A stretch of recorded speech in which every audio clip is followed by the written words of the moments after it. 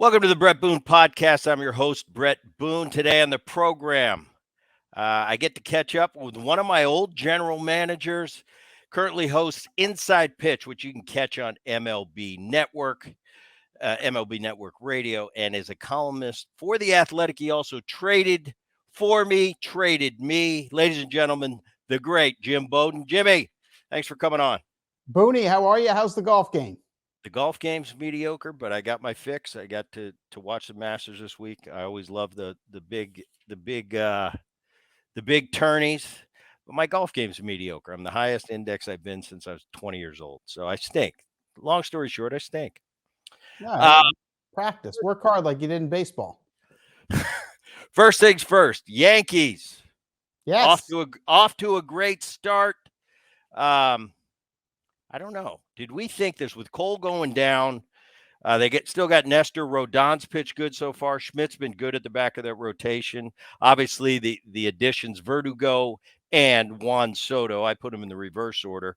They've been a hit so far. Everybody's healthy for me since I've been watching Aaron. Since he took over the Yankees, a big thing year in and year out, and all their problems come because they just don't stay healthy. Maybe I'm watching them too much. Off to a good start. Early thoughts. Yeah, I think, first of all, Brett, the thing that stands out to me is a year ago, they were 24th in baseball in on-base percentage. And right now, they're first in the American League in on-base percentage. They're first in Major League Baseball in walks. And more importantly, as you know, they now lead baseball in pitches per plate appearance at 4.18. Those are incredible numbers. And look, we can point to Juan Soto, and we need to. Guy's been on base at a 46% clip with 3 homers and 15 RBIs, and he has set the tone for the entire lineup, which is, hey, as a team, we're going to work the count, and we're going to make pitchers throw it in the zone, or we're going to take our walks. And that has really changed this offense. The other thing that's really happened is the youth have made a huge statement offensively, right? Anthony Volpe, 477 on base with 2 homers, 8 RBIs. He leads the team in OPS. I mean, that's how good he's been. He leveled out his swing in the offseason. He's using the whole field. He's a different player. He's pretty special. So that stands out. Number 2, one-run games. They win them, right? They're 6-0. They haven't lost yet. The other thing, they have won all 5 series they played so far, Booney. That's only the 3rd time ever that's happened.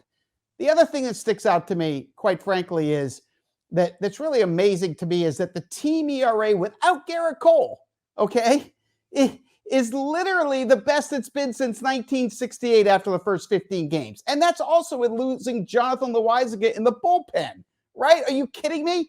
They have a 0.9 ERA over the last 6 games, and hitters are hitting 123 against his pen. And by the way, your brother Aaron is doing an absolute magnificent job manipulating and navigating the bullpen. And to your point, Marcus Stroman a 2.1 ERA, Carlos Rodon a 1.7 ERA, and I love watching Louis Hill because I love that electric arm out front. He has been really good as well. So, yeah, I like what I've seen with the Yankees. They look legit, and let's just pray and hope that Garrett Cole comes back healthy by the end of May because they are going to need him because, quite frankly, Booney, the starting pitching and the bullpen probably are not going to hold up at this level. They need an ace. Garrett Cole would solve that. Yeah, it's a pretty awesome start. And I didn't see this coming. I'm going to be honest with you. I thought they'd be decent, but Cole, I think, as Judge is probably the most important position player to any team in all of baseball. I think Garrett Cole fits the bill on the pitching side. Keeping with the Yankees for a second, I had Andy Martino on the podcast recently. He's got a new book out, The Yankee Way.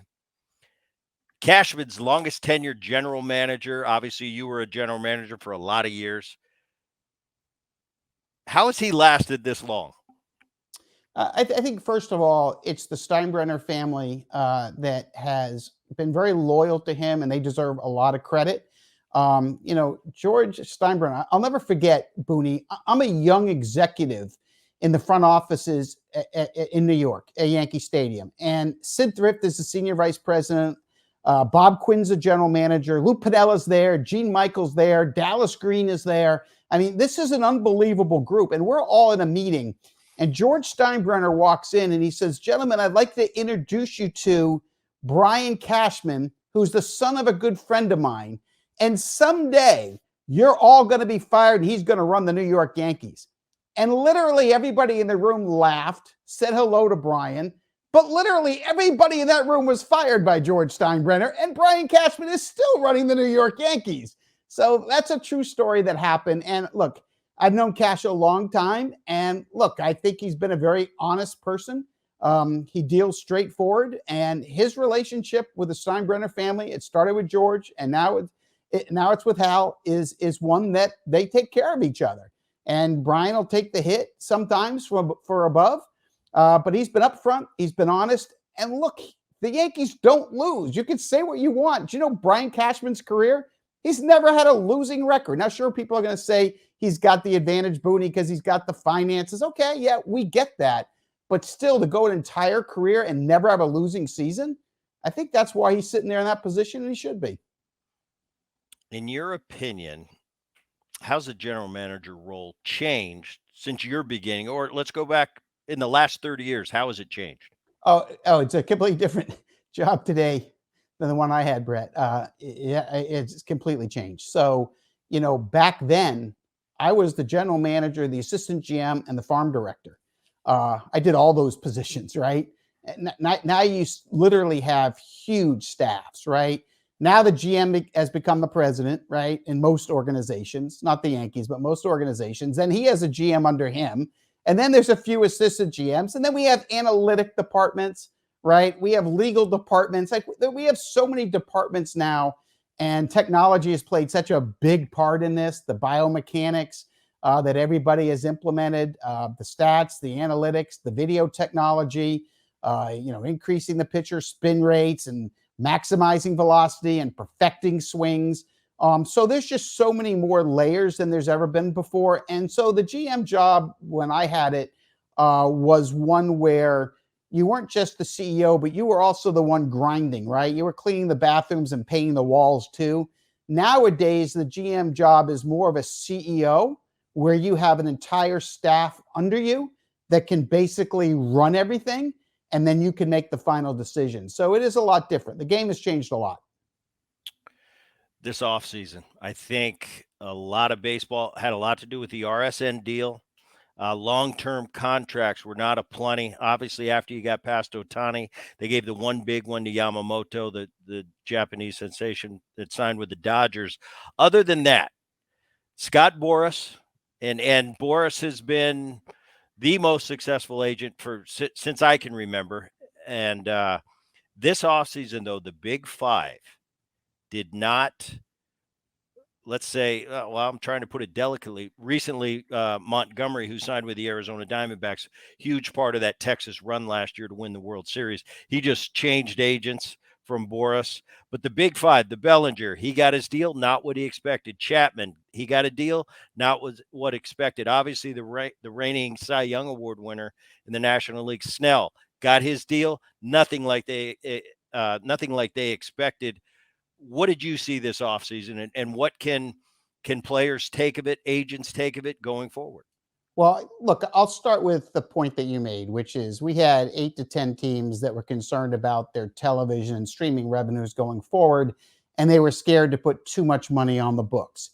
We had teams that didn't think they were quite ready to add free agents yet, like the Washington Nationals or Detroit Tigers, that chose to wait a year. That played into it. But let me get to the crux of the problem. When the season started, we had $1 billion of pitching on the injured list, including future Hall of Famers like Jacob deGrom and Max Scherzer. We had a World Series MVP in Steven Strasburg, who's never going to pitch again. So we have all these pitchers that are making $30, $40, $50 million a year that are sitting on the IL. So let's go to the exact players that you brought up for a minute and kind of break it down and understand what this new wave of GMs are thinking. Let's look at Blake Snell. 8-year career. He only had 2 good years. Now, Granted, he won a Cy Young in each league, Booney, right? He won one with Tampa, and he won one last year with San Diego. But 2 good years. So if I'm going to give him what he wanted, a 6-year deal, how many good years am I going to get? 2? And do I really want to pay $30 million for 4 years where he's not going to perform based on his history? Yeah, no thanks. I'll pass. Okay, so Jordan Montgomery, a little bit interesting here. I think that the hand was overplayed. I think there would have been a 4 or 5 year deal that would have sat there at around 25 a year. I think it was there for him. They chose not to do it early, and then it was too late. He had to take a shorter term deal to go back out.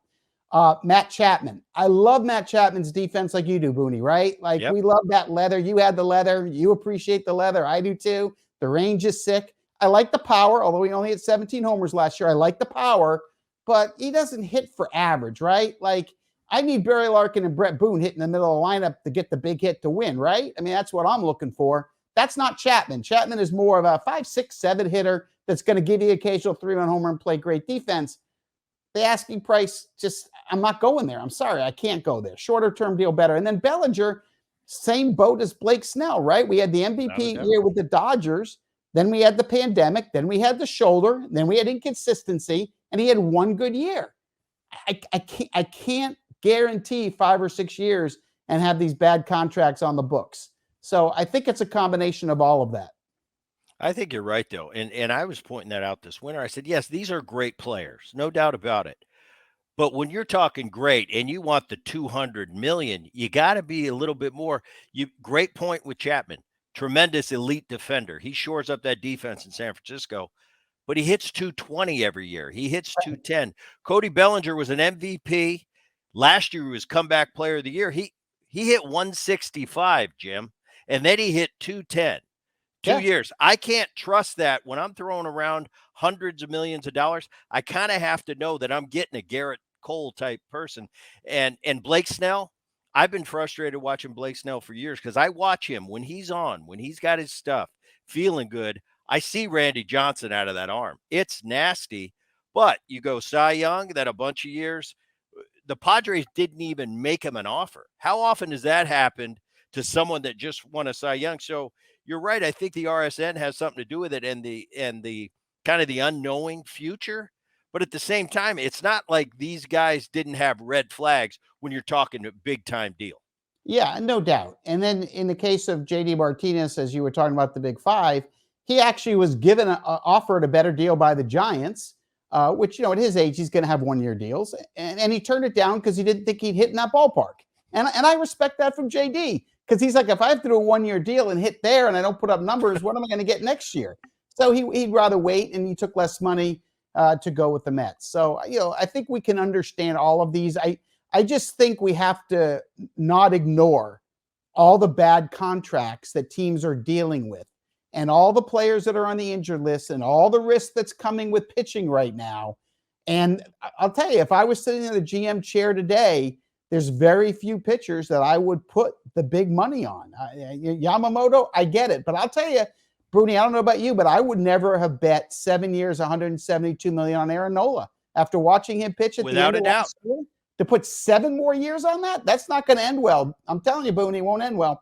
I agree with you because Nola was the question mark going into the postseason. Wheeler, you know what you got with Wheeler. Nola's had flashes of brilliance. I see electric stuff, but it just doesn't pan out year in and year out. You look at the numbers. Now, all of a sudden, last year, postseason, emotions, Philadelphia, he pitched his butt off. That got him that contract right there. And when he signed it, I said, he just, by having an unbelievable postseason, which he did, he just created that 170 that he just got. Without that, they're not even thinking about offering him another deal. I don't think it's going to be kind of like the Padres with Snell. Like, yeah, we saw you do it. We saw you win the Cy Young, but where were you the last 3 years of that contract? So they just kind of cut bait and said, we'll see you later. Yeah, I agree with you. I don't think it'll end well. And again, I think more and more teams are looking at it and just, you know, I don't want to take the risk because it's just, you don't want that much money on the injured list. And that's the world we live in right now. Quick take, Jim Bowden's take on the Ohtani Ippei situation, Ippei being his interpreter. Yeah, I mean, clearly, and I'm glad you asked me that, Boone, because clearly Shohei Ohtani did nothing wrong. There's no evidence. And when you have the federal investigators that get involved in these things, they turn up everything. They check all the phone records, all the paperwork from everybody involved. And when they come back and say there's no evidence that he ever bet on any sport ever, no matter what, including the illegal California betting room, you know, I believe it. And then in the case of, the money being transferred. I mean, Ippei went into the bank and committed bank fraud and pretended he was Shohei Ohtani, and made the moves saying that he was him. And then, he told the lawyers that Shohei said that he didn't want anyone to have access to the account where the Angels' money was coming in, that he just wanted the financial advisors and lawyers to overlook all the other money, just not that he made all that up, and Shohei had absolutely no idea. I mean, this is like Murdoch, right? I mean, this is historic. Bank fraud, theft. I mean, and people are saying, well, how did Shohei not know? Shohei makes so much money that he was able to defer most of his $700 million because he's making so much more than that outside of baseball. Okay. And look, that kind of money's not even been recorded publicly how much he's getting. So for him not to know, I mean, he just figures the money's coming in, being invested, and he's going about playing baseball. So he didn't know, and I'm glad the authorities cleared him. And to me, this is a case from baseball's perspective, you just forget about it. But now here's my most important point, Booney, and this is the part that I care about. You got to have better cross checks. If you're a player, you can't rely on one interpreter if you're playing in a foreign country. You better make sure you have at least two that are cross-checking each other. Number two, the clubs. If you're the Angels, you employed Ippei, not Shohei, you did. Okay? So if you're going to pay him, you better make sure you have a cross-check to make sure that the interpretations and what you're paying him, that he's actually doing his job. And if you're his agent, if you're CAA and Nesbalello, you better make sure you have a second interpreter or a third interpreter to make sure all the information is going properly. This should never happen to anybody. And yes, we can blame and point the blame at Shohei or point the blame at Ippei or the lawyers, but look, there's got to be in this world more cross-checks. This kind of stuff just can't happen. Moving on, big topic right now. And I'm going to name you a few names. Okay. We'll start with Cole. Verlander starting the year on the IL. Scherzer, DeGrom, Bieber, Strider. You mentioned a couple bullpen guys. Loaizaga, Bautista, Hendricks, Giolito, Alcantara. Recently, Pivetta, Valdez for the Houston Astros. That's an epidemic we're getting to these pitchers. Their injuries. I've talked to a lot of guys, Jimmy, a lot of ex-teammates that were pitchers, doctors. I talked to my trainer in Cincinnati. What's his take? Why all the injuries? He has some things about in between starts, how they train off flat ground versus mound, the sticky stuff, the pitch clock. Why is this happening? Jim Bowden's take. Okay, so I'm going to separate the elbows from the shoulders, okay? So I'm going to take Verlander out. I'm just going to focus on the actual increase in elbow injuries and Tommy John surgeries. So I'm one that follows the science, right? I'm going to follow the data. I'm not going to follow theories, right? I could care less about people's opinions or theories. I do like the data. And Dr. James Andrews in Birmingham, Alabama, Dr. Keith Meister down there in Texas, Dr. Timothy Kremchuk, that you know very well in Cincinnati, Dr. Neil Elatrash from Curlin Job. They've been doing research on this for over 10 years, and they have been studying. And, look, the Tommy John surgeries have increased dramatically in high school, college, the minor leagues, and the big leagues. It used to happen the most in the major leagues. It's actually happening more now with youth, and it's coming up that way. Mm-hmm. So when we look back and say, okay, why? I know Tony Clark, who I like a lot and appreciate him. He came out and blamed it on the pitch clock. There's no data that backs that up. Okay, when we implemented the pitch clock, there weren't more injuries. And now that we've reduced it a few more seconds, it's a theory. There's no science. They haven't done any research on that. So I'm not going to look down the road. Did it play a factor? I don't know. But right now I know there's no factors. But this is what I do know. I know what has changed. And I kind of know why. So let's go. What we have done with the analytic departments, the biomechanic departments, and the pitching coaches is we have basically taken the position to pitchers. We want you to throw as hard as you can all the time. We want you to throw with the highest spin rate and the highest velocity at all times. We also want you to throw different breaking balls, different shapes, different sizes. And we want you to throw your breaking ball more than we throw your fastball. And we want you to throw your very best on every single pitch. And if it's not, we're going to go back and look at the biomechanics, and we're going to show you exactly why you didn't maximize it. Okay, when you and I were growing up, or when I was growing up, because I'm older than you are, pitchers were throwing 220 and 240 innings. And I would watch Justin Verlander in his prime. He'd sit 93, 95. When he needed 98 or 99 in the seventh inning, or the bases loaded and 2 strikes, he'd go reach and get that bad boy and punch you out, right? But he pitched at a comfort zone. He didn't try to throw his hardest with the best spin rate on every single pitch. Okay, now Spencer Strider walks into spring training with Atlanta, and they say to him, okay, look, we know that you're the favorite to win the Cy Young, but let's teach you a new breaking ball. Let's add a curveball to your repertoire. See if we can blow your elbow out. And then as Dr. Keith Meister said, now we're going to teach everybody the sweeper. We're going to put more strain on that elbow. Let's put some more on that. Oh, there's another IL. So look, we're doing it to the pitchers. So how do we solve it? I mean, a couple of things. Number one, the new brace procedure might be brilliant. So we got to watch over the next 3 years how that works.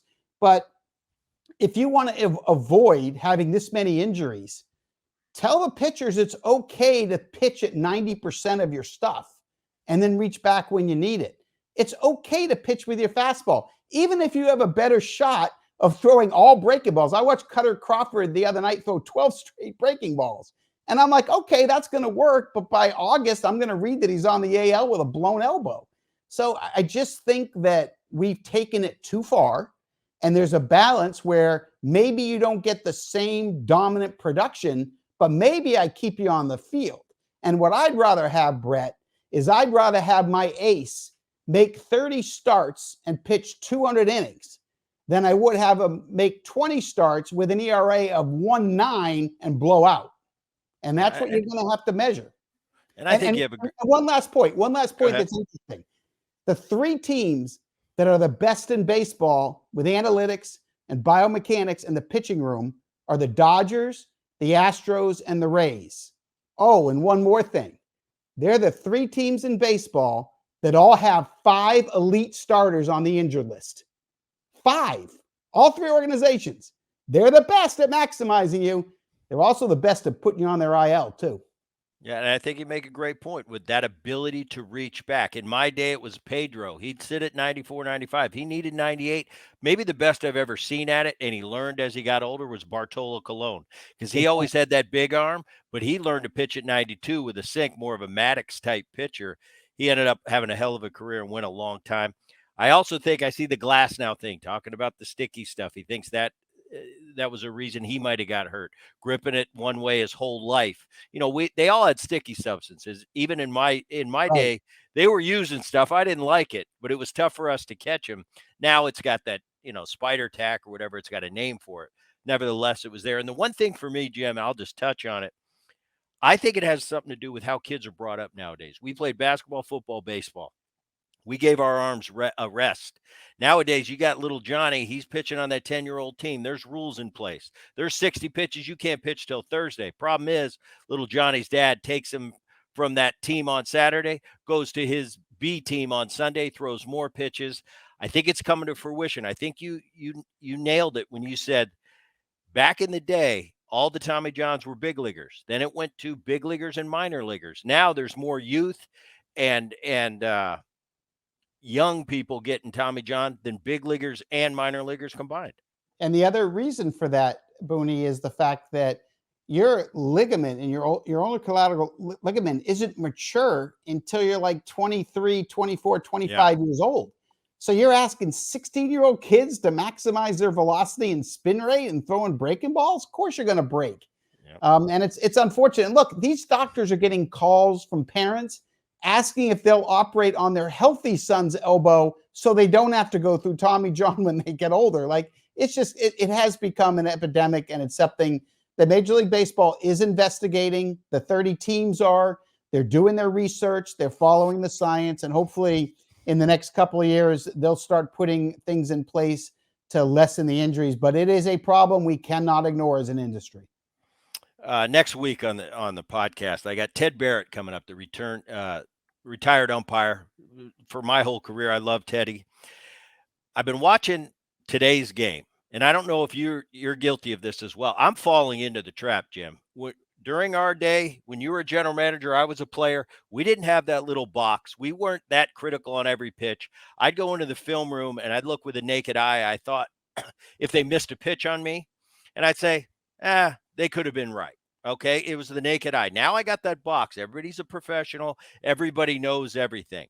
I couldn't imagine a tougher time than being an umpire with the unbelievable scrutiny that's on them on a daily basis. Um, your thoughts on the umpiring, moving to the robo ump? Is it as hard as it's ever been? Because I had Tim Cheatham on. He told me the umpires X's and O's are as good as they've ever been. Your thoughts? Yeah, I think they are. Booney, I'm amazed at how good these umpires are. You know, with all of us staring at every single Oh, pitch. it's Yeah, unbelievable. I mean, we have websites and we have people on X that are sitting there tracking every single pitch, and we're grading the umpires after every single game. And outside of Angel Hernandez, who is the worst umpire in Major League Baseball history, in my opinion, He's and bad. so we'll just push him to the side. The rest of these umpires do an incredible job. Now, I want to say this though, Booney, I don't want to lose a game because the umpire missed a big pitch. And when we have this much betting going around baseball as a thing, I don't want any umpire to ever have the ability to be persuaded by someone offering them money. We heard this in the NBA. We've never heard it in baseball. I hope it never happens. But I want to take that part out. So number one, I'm okay with a robot umpire or the computer that's going to call it if you can perfect it, which they haven't been able to, but they're working on it. But I'm also not opposed to what they've done in the Arizona Fall League and in the minor leagues, which is have a challenge system, right? And so in that moment in the game where the umpire literally calls a strike on Aaron Judge on a ball at his ankles, that the Yankees can sit there and challenge that particular call and get it overturned. Now, while you were celebrating in Seattle during the All-Star game last year and you were put up on the platform and everyone was giving you standing O's, I was sitting there watching the Futures game in the first base dugout, covering it for Sirius XM, and I watched the challenge system work. And I'll tell you, going into it, I didn't think I was going to like it. But when I saw it work and how fast it worked and how the crowd got into it, looking at the scoreboard, waiting for the result, I said to myself, this is going to work. It's going to work. It's like the pitch clock. People aren't going to like it at first, but it's going to work. So I'm okay with making that the first step.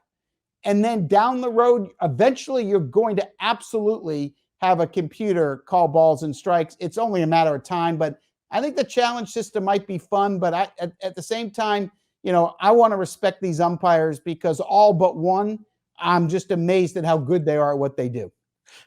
All but one. All right, Jim Bowden, I want to put on your scout hat for a minute. We're all seeing it right now. I looked at him, this kid, 20 years old, 2 years in the minor league, 700 plus plate appearances, close to 800. He hit 323 and a 450 on base. He's in the big leagues, Baltimore Orioles, little bit of a rough start. What do you see when you look at Jackson Holliday? Yeah, he's going to hit, Booney. He's going to win a batting title. Like, he's that kind of hitter. Great instincts to the game. I think you watched him in his first game. He sat there in runners at second and third. Nobody out, infield playing back. He looked around. He knew what he had to do. Hit a little ground ball to second, got the RBI, moved the runner to third, went back to the dugout. And you could tell the approach at the plate was, I'm going to make sure I get a pitch that I can hit a ground ball, get that run in. Right. I mean, and that's what he is. He's a winning player. I mean, Bret, when you came up and your brother came up, you guys had spent your entire life, your grandfather, Ray, your dad, Bob, they all played. They all knew the game. They all knew instincts. When you guys walked on the field as little kids, you guys had that major league instincts. There's no question Jackson got it from Matt. He has the same thing. So he's gonna be a star. I don't quite know right now what the power is going to look like early in his career. It might be a little more like Wander Franco, where he may not have the immediate power that you think he's going to have. It may take 2 or 3 years to come, like it did with you. But I definitely think it's going to come. He's going to be a star. And look, baseball's in such a great place. When you got Jackson Chourio in Milwaukee, who's got a chance to be an Acuna Betts type player, You got Wyatt Langford, who's has a chance to be a superstar too. You put him with Holliday. We're talking about 3 rookie position players that are about as exciting as any threesome I've ever seen come up in the same year. So I'm pretty excited about this group. I'm excited about their personalities, their baseball IQs, their intelligence, and they're going to be fun to follow. Next topic for me, and this is impressive to me. If he pulls it off and if he does it for 162 games at a decent level, it'll be one of the most impressive things I've ever seen. Mookie Betts going from right field to shortstop at the big league level. I didn't think it could be done because, as we know, I had to move to second base because short, it's just a different animal. Your thoughts early in the season, Mookie Betts, can he keep this up at the shortstop position and continue to offense the way he does? Well, let me start by this. Come November, I'm going to write him in for president of the United States. Yeah, he's in. I've never seen him do something he can't do ever. So scratch golfer, 300 bowler. I watched that. Like, are you kidding me? I watched him in right field, and I watched him do everything on the field to win games, right? Hit for power, field, range, throwing arm, base running, stealing bases. There's nothing I never saw him do. And then I've seen him play center. I've seen him play second base. And now when he went to shortstop, I didn't know what to expect, Brett. I didn't. And I was anticipating average shortstop, probably hold his own. And that's about it. And then I kept thinking at some point they'll trade for Willy Adames of Milwaukee and they'll put him over at second base, right? That's kind of what I thought the plan was going to be. And now I watch him night in and night out. And I'm like, yep, he could play shortstop. And I've watched him make some diving plays. I've watched him make range plays. He's turning the double plays. I don't know if there's anything he can't do. I think I predicted preseason he'd be the MVP of the National League. I stand by that.